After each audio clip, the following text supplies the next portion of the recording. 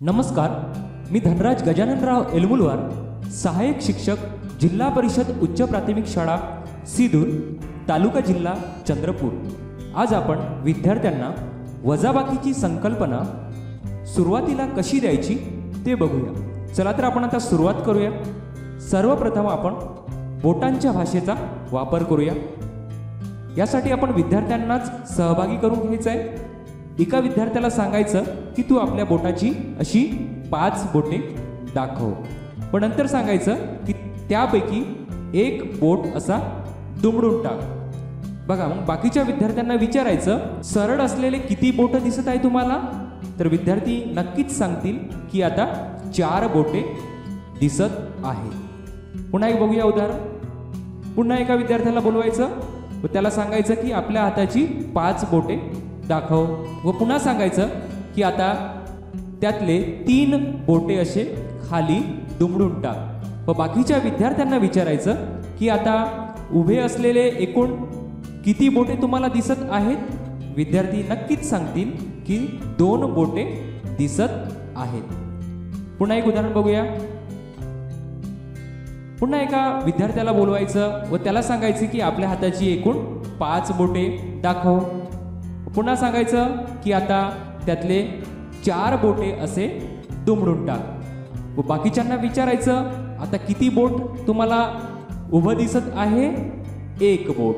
तर अशा पद्धतीने आपण बोटांच्या भाषेचा वापर करून वजाबाकी विद्यार्थ्यांना सांगू शकतो. चला तर आपण आता पुढे जाऊया. आता आपण चित्रभाषा बघूया. विद्यार्थ्यांना प्रश्न टाकायचा की इथे एकूण किती बेडूक तुम्हाला दिसत आहेत.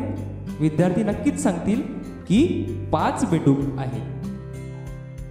नंतर दुसरं चित्र दाखवायचं ज्याच्यामध्ये हे बेडूक असे या तळ्यामध्ये गेलेले दिसतील. बघा, 1 बेडूक गेला आणि 2 बेडूक गेलेले आहेत. तर बाकीच्या विद्यार्थ्यांना आपण प्रश्न टाकायचा, पूर्वी इथे 5 बेडूक होते, त्यातले 2 बेडूक या तलावामध्ये गेले, तर आता वरती एकूण किती बेडूक राहिलेले आहेत.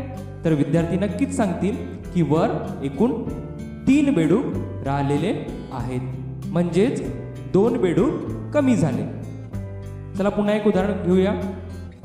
बघा, विद्यार्थ्यांना प्रश्न विचारायचा की इथे या तारावरती किती पक्षी बसलेले आहेत. तर विद्यार्थी नक्कीच सांगतील की या तारावरती एकूण 6 पक्षी बसलेले आहेत. मग त्यातला हा 1 पक्षी उडाला. आता किती पक्षी राहिले. 5 पक्षी राहिले. हा पुन्हा 1 पक्षी उडाला. आता किती पक्षी राहिले. 4 पक्षी राहिले. पूर्वी एकूण किती पक्षी होते. 6 पक्षी होते. त्यातले किती पक्षी उडाले. 2 पक्षी उडाले. तर आता या तारावरती एकूण किती पक्षी राहिले.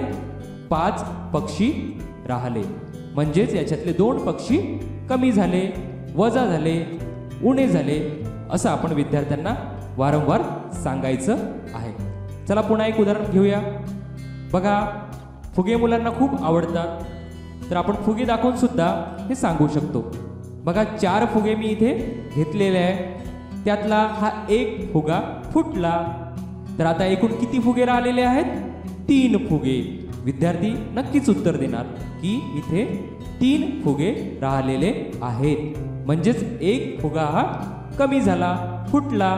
चला तर पुन्हा उदाहरण घेऊया. बघा, इथे झाड आहेत. या झाडावरती एकूण किती सफरचंद आहेत.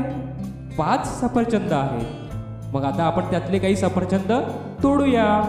बघा, हा 1 सफरचंद तोडला, हा 1 सफरचंद तोडला, म्हणजे आपण किती सफरचंद तोडले. 2 सफरचंद तोडले. मग झाडावरती एकूण किती सफरचंद राहिलेले आहेत. 3 सफरचंद राहिलेले आहेत, म्हणजेच 5 मधून 2 सफरचंद आपण तोडले. तर एकूण किती सफरचंद राहिले. 3 सफरचंद राहिले. चला पुन्हा एक उदाहरण घेऊया.